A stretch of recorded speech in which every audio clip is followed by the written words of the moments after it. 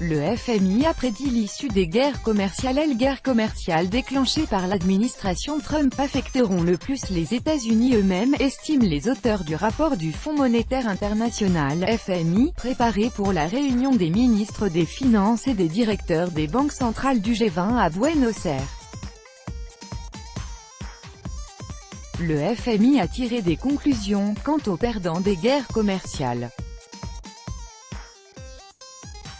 Tous les pays seront touchés, mais c'est l'économie américaine qui est particulièrement vulnérable dans la situation actuelle, stipule le rapport du FMI. Les analystes du fonds expliquent, étant donné que Washington instaure des taxes sur la majeure part des importations, les contre-mesures symétriques suivront.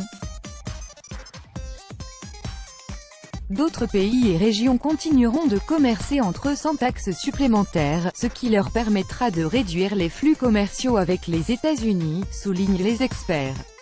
Et c'est déjà confirmé en pratique. Mi-juillet, l'Union européenne et le Japon ont signé un accord de partenariat économique qui supprime progressivement 99% des taxes dans le commerce mutuel.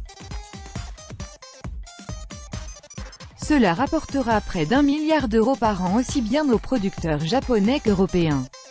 En particulier, le Japon annulera les taxes sur des marchandises européennes, le fromage, le vin, le porc.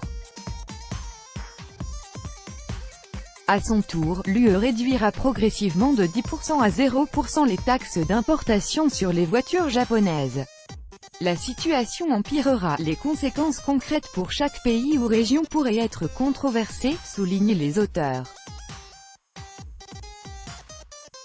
Par exemple, les échanges se réduiront à cause de l'augmentation des taxes sur les exportations. Dans le même temps, dans l'ensemble l'économie sera gagnante à cause de la hausse des taxes sur les importations. Bonne nouvelle, pour l'instant les guerres commerciales n'ont pas infligé un grand préjudice à l'économie. Comme l'indiquent les estimations du FMI, les restrictions déjà décrétées par les USA, les taxes sur les importations d'acier et d'aluminium, ainsi que les taxes supplémentaires de 25% sur 50 milliards de dollars de produits chinois, et les contre-mesures des pays touchés réduiront le PIB américain de seulement 0,1%. Si Trump tenait sa promesse datant de 2 semaines et décrétait des taxes de 10% sur les importations des marchandises chinoises, et si Pékin répondait symétriquement, la croissance du PIB américain ralentirait de 0,2 points. Sachant que la croissance économique d'autres régions pourrait accélérer grâce à la substitution des marchandises américaines et chinoises, estiment les auteurs du rapport. Un autre scénario examiné par les analystes du FMI implique que la Maison-Blanche imposera des taxes de 25% sur toutes les voitures importées dans le pays. Dans ce cas, l'économie américaine ralentirait de presque 0,6 points.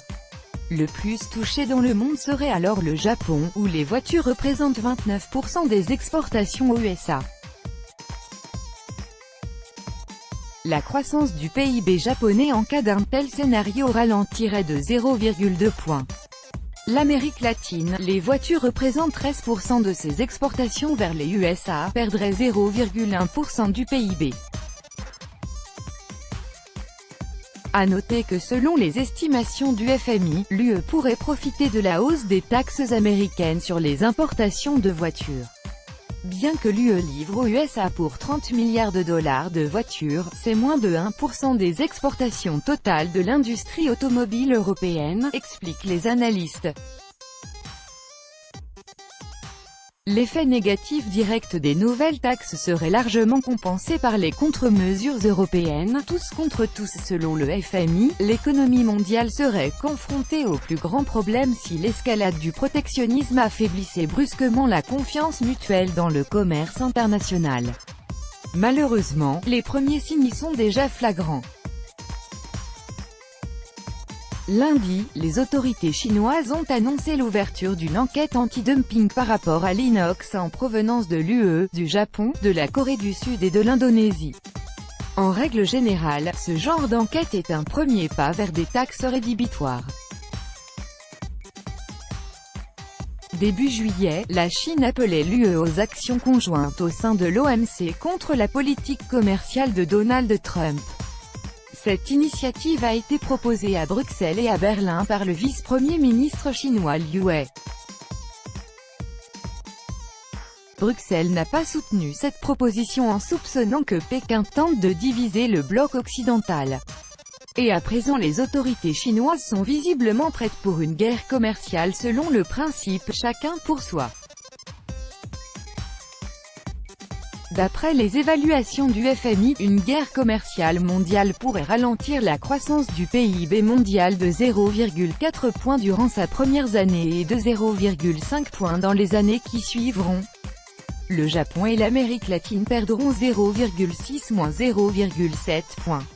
Toutefois, dans ce cas les USA perdraient plus que tous les autres, 0,8 points par an. Les conséquences d'un tel scénario seraient terrifiantes, allant de la destruction de chaînes mondiales des fournitures à une atteinte aux consommateurs à cause de la hausse des prix sur les produits importés. Ce sont les ménages à bas revenus qui seront les plus touchés, mettent en garde les experts du FMI. Ils appellent à « laisser dans le passé les taxes vouées à l'échec et les contre-mesures », mais reconnaissent que l'option inverse est plus plausible. Le déséquilibre mondial pourrait s'accroître davantage, ce qui ne ferait qu'aggraver les litiges, avertit le FMI. Le déficit du compte courant des États-Unis augmenterait parce que la réduction des importations ferait augmenter la demande intérieure, tandis que l'économie du pays travaille déjà à la limite de ses capacités.